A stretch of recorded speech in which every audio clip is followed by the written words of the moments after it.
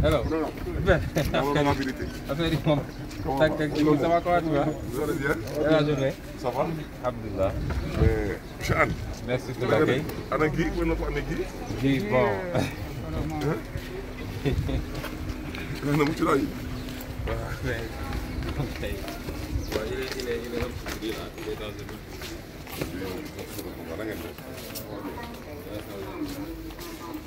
Monsieur Anne, c'est le président du collectif. Comment ça va? Je vais bien, je m'accroche. L'image de fait. Ouais, tu as vu, Ah bonjour, ça va bien? Ça va bien, très bien. Vous allez bien? On n'a pas eu l'occasion de faire connaissance. Je vous suis, je vous félicite.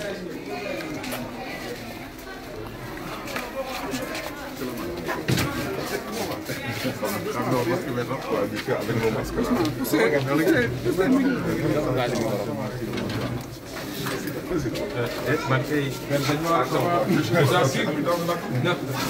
Présent.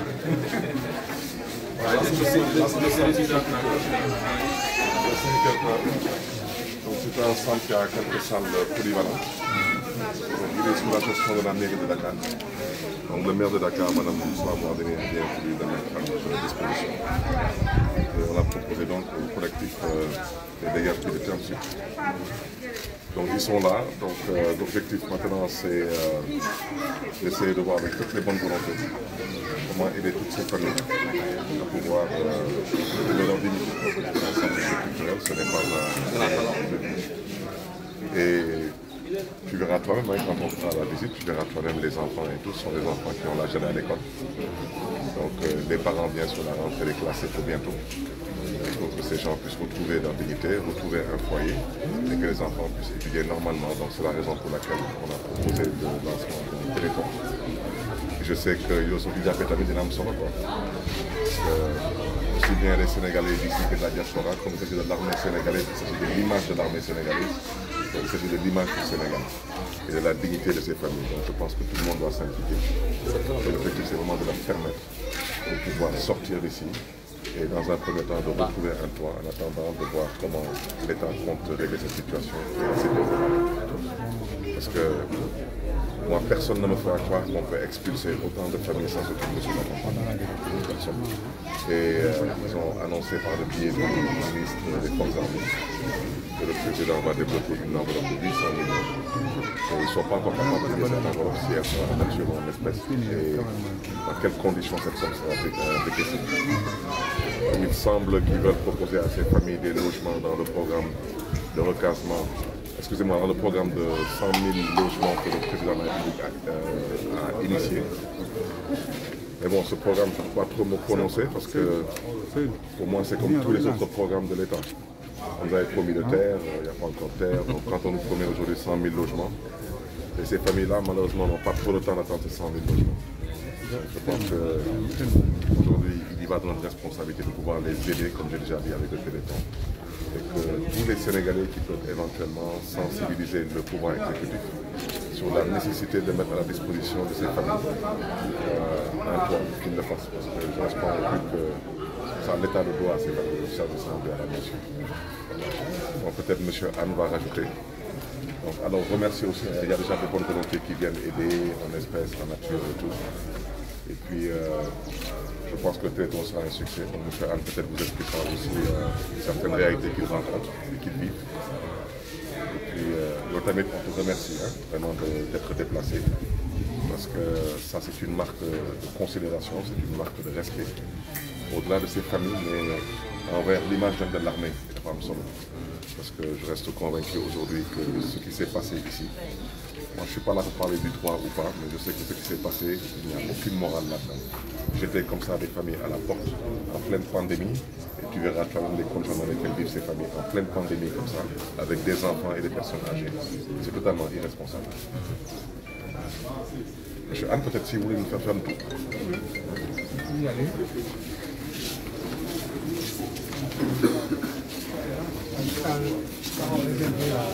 Nous avons une communauté expatriée, c'est-à-dire nos épouses marocaines avec nous. Donc nous avons préféré les rebouter ici. Vraiment solitaire. Nous avons même voulu éviter un incident diplomatique parce que ça aurait pu être le cas. Jamais ces dames avaient voulu tuer un sitting devant l'ambassade. Ça aurait pu créer un type de situation. Donc nous avons préféré les privilégier, les accompagner et les loger en attendant de voir tout clair. Donc la première salle qu'on a dépassée, elle sert principalement de consultation. Depuis que nous sommes là, avec le choc, les enfants, les personnes âgées, en fait, subissent quotidiennement des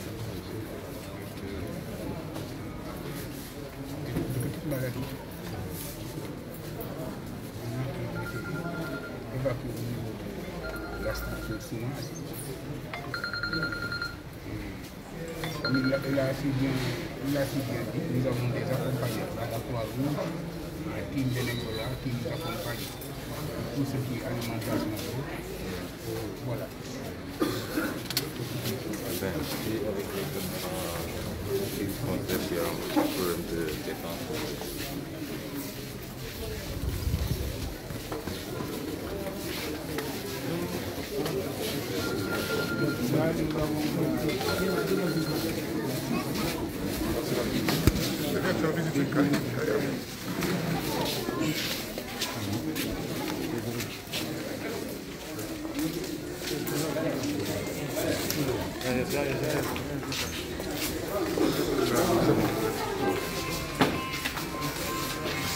Assalamu alaikum. Na ngeen def. Am ngeen di togg tey añ. Maafe. Maafe bi dina neex rek. Inshallah.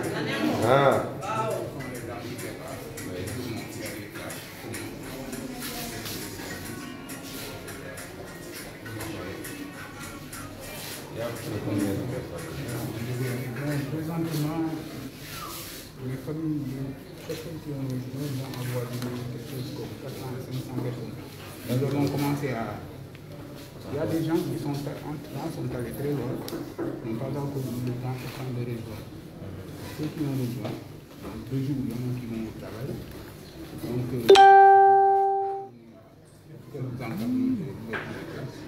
les gens s'appellent à ça. Donc, 2 jours, il y a beaucoup de personnes qui sont absentes. Oui, c'est vrai que le soir, il y a beaucoup plus de monde. Le soir, ils sont là, le centre est plein. Le soir, l'effectif est plus conséquent. Comment on va? Oui, ça va très bien. Vous avez oui. Ça va? Félicitations.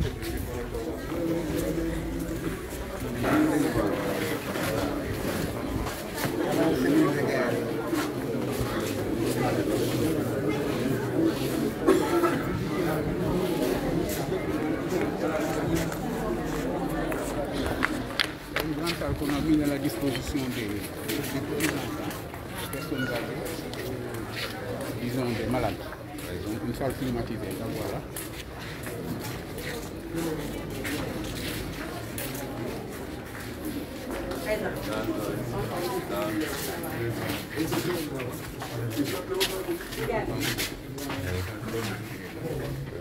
La nuit, les matelas et les nattes. Climatisé pour une salle de cette taille, est-ce que ça marche là? Ça va. Ça fait un peu, oui. Ça refroidit. Ok.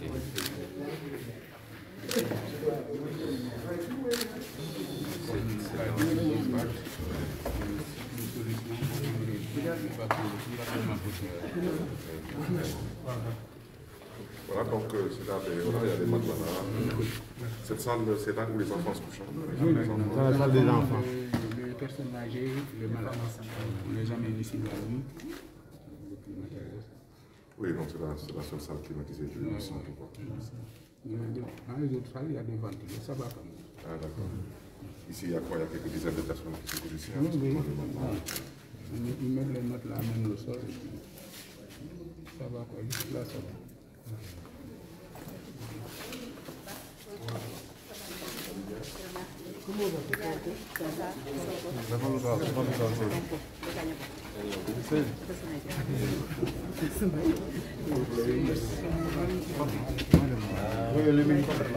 Le militaire qui a parlé, on l'a mis aux armes. Il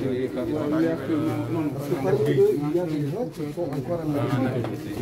On les a expulsés comme ça. On ne trouve pas la source. Le Sénégal, le problème qui s'est posé, c'est que le commandement avait déclaré que les personnes en activité seraient maintenues. Lui, partant de cela, il est allé au travail.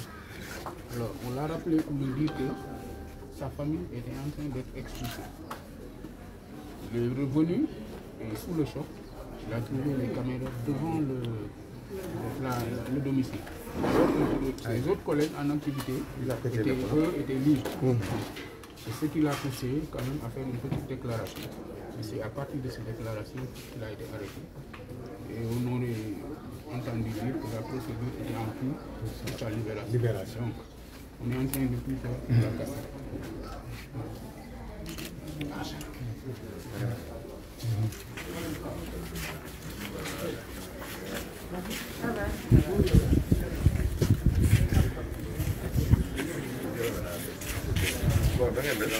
Ça va bien.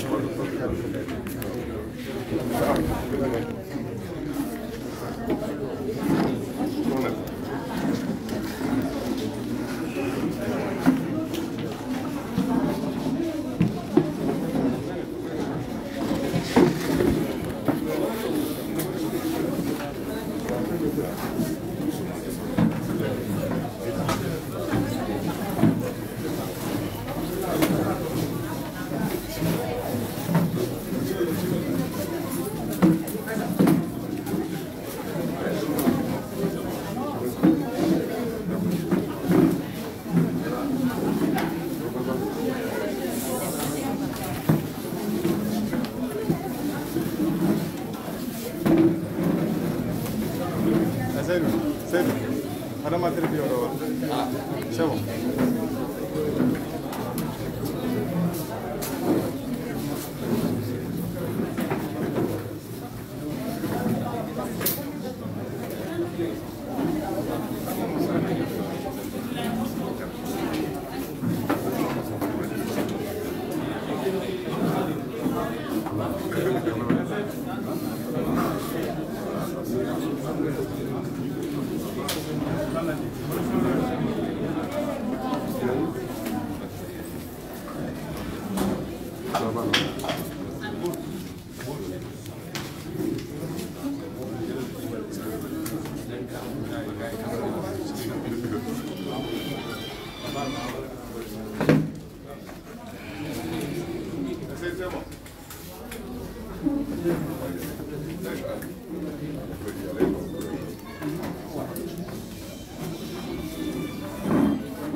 Asalaamaaleykum mbokk yi.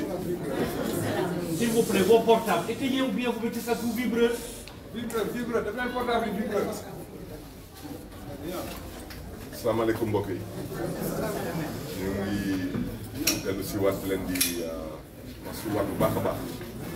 leen di jégalu tamit ci dérangement bi. tey nag ñu ngi dalal fii honorable député monsieur Ousmane Sonko, du président Pastef des Patriotes. Il avait souhaité ñëw daje ak yéen xool seen ay conditions ak ñëw waxtaan ak yéen bu ma woowee big nam dafa bëggoon ñëw fii ci centre socio-culturel bi ma ne ko loolu de dina am solo lool parce que les familles de déguerpis de Ouakam Terme Sud ont besoin de soutien et de réconfort. Yàlla dogal nga nekk député du peuple yàlla dogal tamit nga nekk kilifa bu am baat Sénégal kon nag am na solo nga ñëw xool cette situation te loo ci mën nga dugal ci sa loxo te incha allah yàlla dina la ci bindal ci yàlla man nag maa ngi biiralaat tànk yi nga xam ne ni moom laay dox nii man suma objectif je le dis je le répète mooy vous accompagner pour que vous puissiez retrouver votre dignité parce que fii di dëkkuwaay c'est un centre socio-culturel et j'ai eu à sensibiliser le président Ousmane Sonko ci loolu ma ne ko dinañ organiser benn téléthon avec la télé Sen TV qui sera animé par Iran Ndaw à qui j'ai parlé ak Ahmed Aïdara qui s'est aussi engagé vraiment à militer en faveur d'un soutien massif des Sénégalais. Je profite de cette occasion tamit pour inviter l'honorable député M. Ousmane Sonko à s'impliquer en termes de sensibilisation sur ce téléthon pour que les Sénégalais d'ici et de la diaspora puissent apporter leur contribution pour que vous puissiez retrouver votre dignité. La présence de Ousmane Sonko dañ koy rafetlu parce qu'il s'apprête à organiser un point de presse et c'est un ancien inspecteur des impôts et des domaines donc je pense que xam-xamam moom màcc na lool ci mbiru suuf et man lu may ñaawlu maa ngi koy biiralaat encore nee naa je dénonce cette attitude de l'État sénégalais de refuser de mettre à disposition des assiettes foncières pour les familles que vous êtes. Et je répète, je le confirme, j'ai l'intime conviction que le chef de l'État a la possibilité. Maintenant, ce qui motive le chef de l'État à ne pas le faire, ça c'est une autre question. Mais sachez, Inch'Allah, que les Sénégalais sont sensibles à votre situation. Et yàlla dina ci def sutura Inch'Allah. Et je reste convaincu que d'ici quelques jours, ce sera un bon vieux souvenir. maa ngi leen di gërëm di leen di sant di remercier encore le président du collectif di rafetlu la présence du colonel Kébé qui est un des vôtres et qui aujourd'hui est un responsable à PASTEF et qui a souhaité aujourd'hui être à nos côtés ñëw pour ne leen massi leen coono jërë ngeen jëf mbokk yi.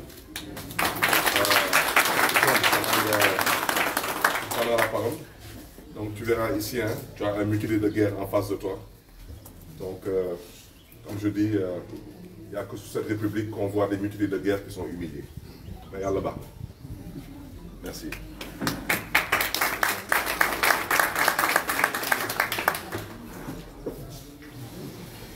mbokk yi asalaamaaleykum ñu leen di nuyu am mbégte daje ngeen fii tey mais su dee conditions yi du conditions yi gënoon ci ab ndaje ñaanoon nañ yàlla bu daje naroon am ñu fekk leen yéen ñëpp seen i kër fekk leen seen quartier parce que nit moom boo ko jëlalee këram rek bàyyi lootu ko dara rawatina nag koo xam ne dafa yor njaboot waaye ñoo ngi am mbégte dajeeg yéen di daje nemmeeku daje ñëw bokk ak yéen seen naqar parce que xam nañ ni lii métti na ba fu métti yem su dul woon sax ñuy dëkku gëm-gëm dëkku foi lii su amoon ay Europe yu demee noonu di nga gis ñu bari ñoo xam ne dañuy faagagal seen bopp waaye ñun dañoo gëm loolu ñuy may lu munti am rek ñu delloo ko ci yàlla waaye delloo mbir ci yàlla yi tekkiwul ni dangaa war a banque say yoxo ab droit dañ koy xeex ba mu jeex ba tax ñu ñëwoon ànd ak suñu délégation colonel Kébé ngi fi moom njëkkoon na leen seet si defe naa ajjuma bi Mamadou Goudiaby ngi fi Djibi Gueye Ndiaye ñu bëri ñu ma àndal ñëw it fekk fii monsieur le maire di suñu wëllëre suñu xarit suñu frère ñu bokk ay principe ak ay gis-gis mu dalal mi fii parce que mooy maire commune bi ñu ñëw fas yéene sànnante yéen kàddu yu gàtt ndax mbir bi liñ ci bëgg a wax du fii laa ko naroon waxee moo taxoon ma convoqué 11h30 conférence de presse suñu siège ma noonu nag balaa may egg foofu naa njëkk a ñëw nemmeeku constater conditions yi ngeen nekkee parce que dossier bi xam nañ ko peut-être bi mu amee ba léegi déggu leen ñu si li ko waraloon mooy ñun su mbir ne kët ne jonn dañuy jël temps wu xool lii lan moo ne ci biir ut document yépp daal di déglu témoignage yépp bu ñu dajalee loolu yépp nag la ñuy jël lu ñu am ci néew ci xam-xam boole kook liggéey ak ñeneen ñoo xam ne peut-être parce que pluridisciplinarité dafa baax ñeneen ñu xam ci beneen pàcc bu ñu ko dajalee ba jàpp ni lii war nañ ci àddu nañ ci àddu te suñ ciy àddu suñu digganteeg yàlla la d'abord defuñu ko parce que fii xamuñu fi kenn en tout cas ni ma gisee ni de prime abord du nit ñu ma xam kon suñuy wax politique taxul ñu wax ut ay voix taxul ñu wax mais dañu jàpp ni su dee sax politique sax mun na tax parce que politique suñ ko jëlee ci sens noble bi mooy lii xew ci dëkk bi lii xew ci gox gi li xew ci réew mi nga war cee xool lan mooy luy jaadu nga ànd ceeg mandute bu mat sëkk nga ne lii mooy lu jaadu lii jaaduwut su dee compris sous ce sens mun nañ ko nangu sax ba tax loolu lañ doon dajale bi ñu ko dajalee nag ba am ci lu leer ba téye ko la ñu décidé ni nañ ci wax fas yéene ci wax tey te jàpp nañ ni suñu wax dina am lu mu leeral ci Sénégal yi en tout cas dina am lu mu yokk ci précision ak leeral ñoom Barthélémy def nañ déjà un travail formidable ci communication ñoom Guy Marius Sagna def nañu liggéey bu am solo ci communication ñeneen ak ñeneen mouvement yi jàpp naa ni la bataille de l'opinion même su dee Sénégal faraluñu di ko manifester Sénégal pour nga yëkkati nit ñi léeg-léeg lu jafe la waaye xam naa ni dans le cœur des Sénégalais 100 Sénégalais yooyu jël les 98 sont avec vous man loolu lu ma gëm la te loolu communication moo ko andi su doon communication sax fekk ay nit jaay leen doole génne leen seen i kër ci yenn anam yi Sénégalais bëggul loolu Sénégal dafa am loo xam ne bokkul suñu culture ak suñu aada xamuñu loolu te seetlu nañ ni ci at yi weesu la fi gën a bëri nag tëjaate yu métti génn nit ñi ci seen kër jox ko keneen mu mel ni du ñoom ñëpp du ñu ay sénégalais yooyu yëpp sénégalais yi bëgguñu ko ba tax comme soyez sûr que vous avez l'opinion avec vous ñaareel bi it mooy amaana mënaluñ leen lu bëri dina am loo xam ne ñu ngi koy def suñu wàll te dinañ ñëw ci discrétion nag parce que ñun noonu la ñuy fonctionner am lu ñu ci def suñu contribution mais dès à présent initiative bi nga xam ne ay nit jël nañ ko ne dañuy def téléthon dinaa ko wax léegi ci conférence de presse ma jiital ko fii di woo tous les Sénégalais de tous bords mu ñu nekk fii biir réew mi ñu nekk bitim réew buñ ci xeeb ñoom seen objectif c'était 100 millions nañu ñaan yàlla téléthon boobu ñu mun ci am 500 millions wala 1 milliard parce que ku ko def sa bopp nga ko defal jàppale sa mbokk ci jafe-jafe bu mu nekk te du lu ñu bëri lu ñuy laaj parce que su kenn ku nekk suñu amoon 1 million de personnes kenn ku nekk ne joxe naa 10 000 francs wala 5 000 francs rek ñu am ci déjà montant bu am solo kon ñu ngi lancé un appel te dinañ ko réitérer encore te dinañ ci participer ñun dans tous les sens pour que ñu atteindre objectif boo xam ne macha allah donte sax loolu réglewul problème bi waaye au moins mu atténuer coono yi pour ci benn diir boo xam ne dina mën a permettre ñu xool leneen li ñu koy lijjantee di féliciter ñi ci nekk ñëpp à commencer ak seeni coordonnateur ak ñoom seen xam nañ ni affaire bi métti na xam nañu it kenn ku nekk yéen ñu ngi vivre benn situation psychologique bu métti waaye c'est le moment d'être fort nit période nattu ngay gën a war nag ne yow wane li nga ni law am na lu nekk ci yow ci gëm-gëm parce que nit ku baax rek la yàlla di nattu jàppee leen ko comme benn épreuve que vous allez traverser ñu ñaan yàlla muy doon loo xam ne ëllëg di ngeen ko nettali te it ku fi yaakaar ni am nga doole ba di ko jaay nit ñi di néew di doole yi di nga ko gis tôt ou tard parce que yàlla da dul seetaan injustice kon ñu leen di yokk appel boobu soyez fort il le faut parce que lu ko mooy rek day gën a métti boo amee ci yéen ñoo xam ne dañu commencé montrer des signes de de faiblesse boo moytul dina impacter sur le moral de tout le groupe. Donc restez soudés, soyez forts. La ci des nag ngeen xam ne vous n'êtes pas seul parce que combat bi ñoo ko bokk te dinañ ci xeex yéen incha allah ba bàyyi yàlla dañu ci may li ngeen bëgg. di féliciter nag ak di remercier maire Barthélémy Dias. Barthélémy Dias nit ku baax la.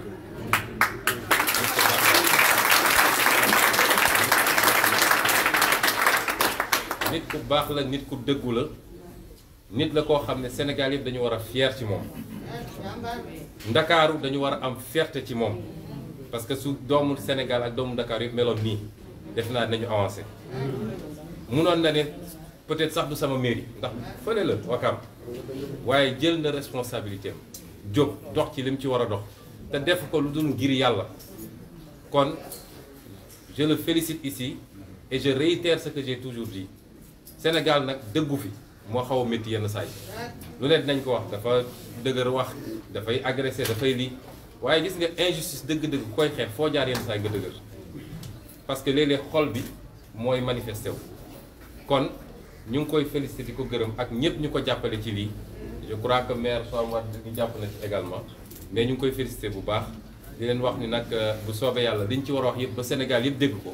su ngeen toogee diir bu gàtt d'ici une heure de temps peut-être di ngeen ci jot te dinañu leeral mbir ba mu leer te dinañu ànd ak yéen ci xeex bi incha allah ba yàlla dañ ci may liñ ci bëgg ñu leen di gërëm bu baax salaamaaleykum wa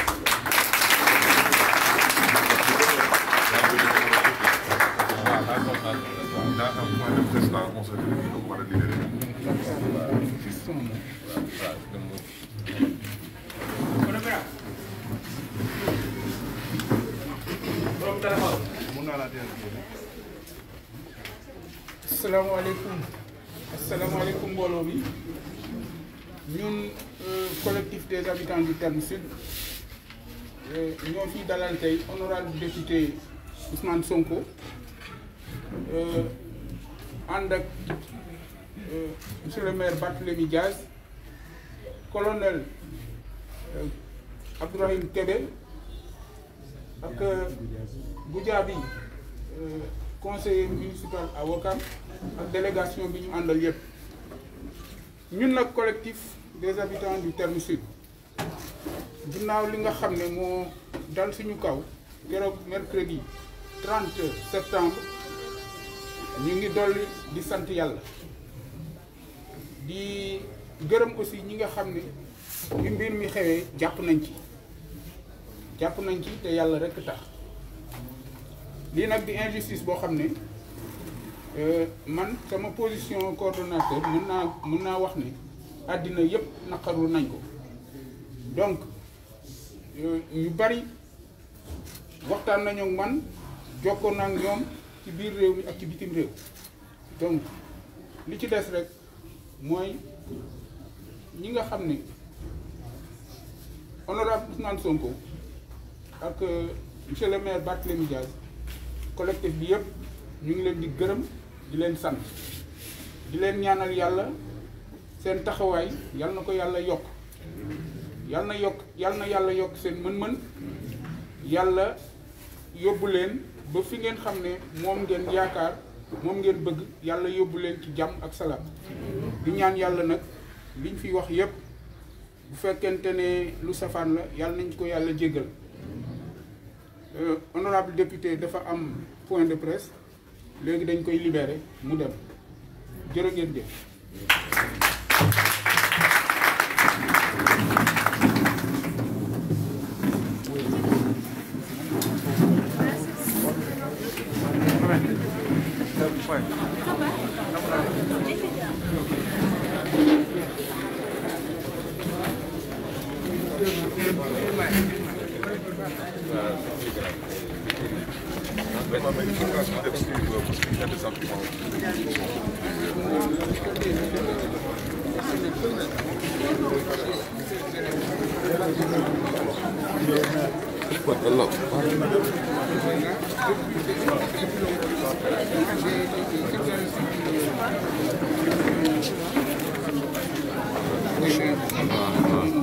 Présent.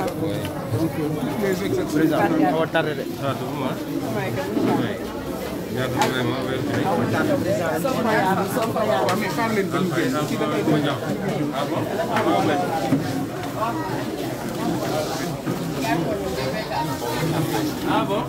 Ah oui, oui, oui. Ñeent si dara ko ne ñeent fan la ñu.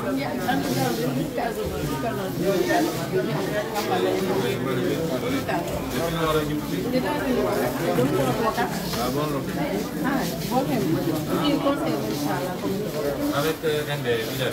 Oui, avec Michel. On est ensemble, on travaille. Ah d'accord, d'accord. Ça va tout bien. Mais où dit vous avez l'oreille? Ah d'accord. Awru bi ñaan ñu jall. Ah ah.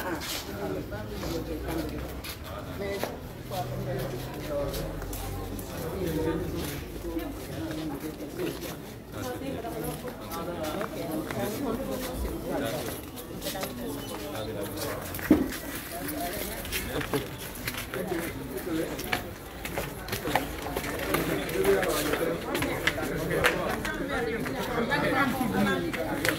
benn une minute rek.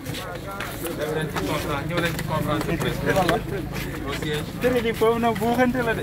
Hein? Waaw buuxante la de. Conférence de presse, non. Waaw. On a une grande Saag ñëw ci biir. léegi nag. Ñëw leen fële. Ok ok.